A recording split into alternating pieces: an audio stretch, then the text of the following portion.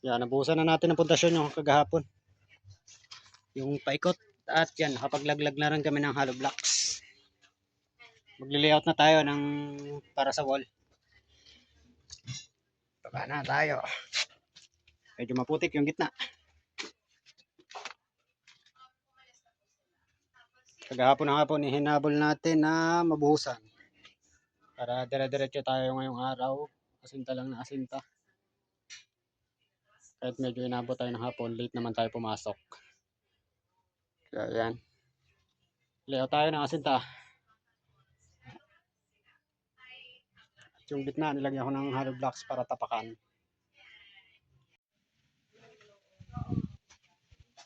Ito mga ka-installer na naka-layout na tayo. Naglagay na tayo ng nylon. Yan. Para eskwalado yung gawa natin.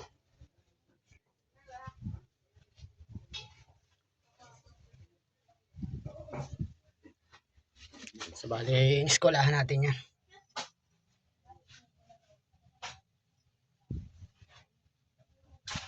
Para eskwalado. Hindi tayo magka-differensya dun sa ibabaw.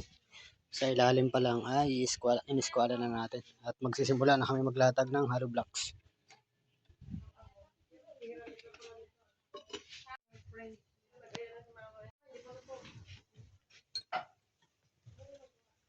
Ito kada pa.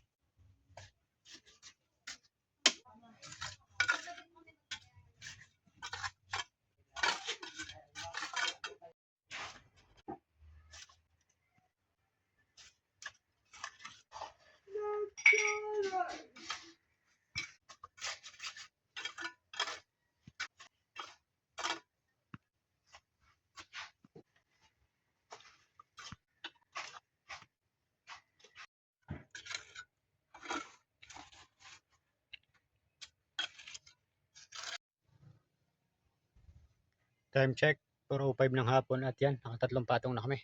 Tingnan natin mga installer. At ito nga, nakatatlong patong na tayo. At isa na lang yung hati na ginawa natin dahil 8 feet, bali 4 feet. 4 feet na lang yung hati na ginawa natin. Ayun.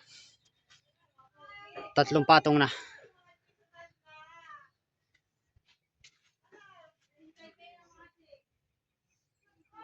At ang gagawin natin ngayon ay maglalagay na ng sinturon. Kada tatlong patong ay naglalagay ng sinturon. Nakapagliko na rin kami. At bali, itatali na lang natin to.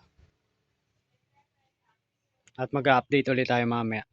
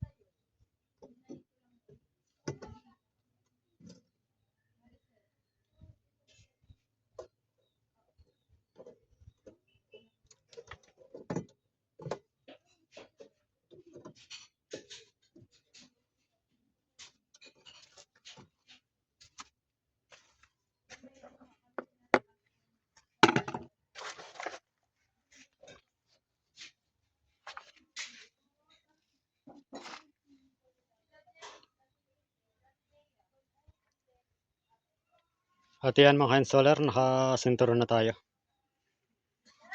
So bali panibagong patong na uli.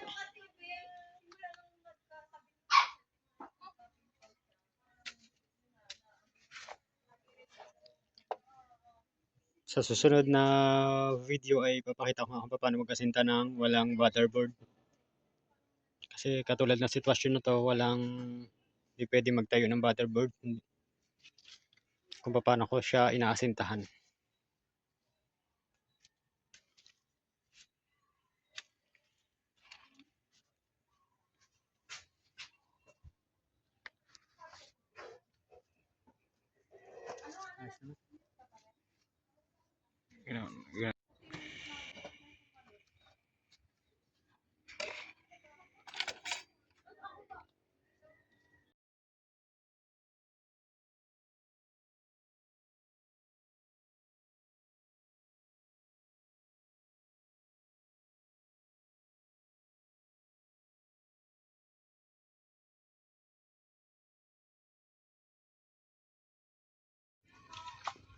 Time check, 5:05 ng hapon. At yan, ito yung mga nagawa natin ngayong maghapon. Tingnan natin. So bali nakapag-layout nga tayo kaninang maga at nakapag-asinta na tayo ng mga hollow blocks. 3 patong, tapos may isa tayo dito. Ayan. At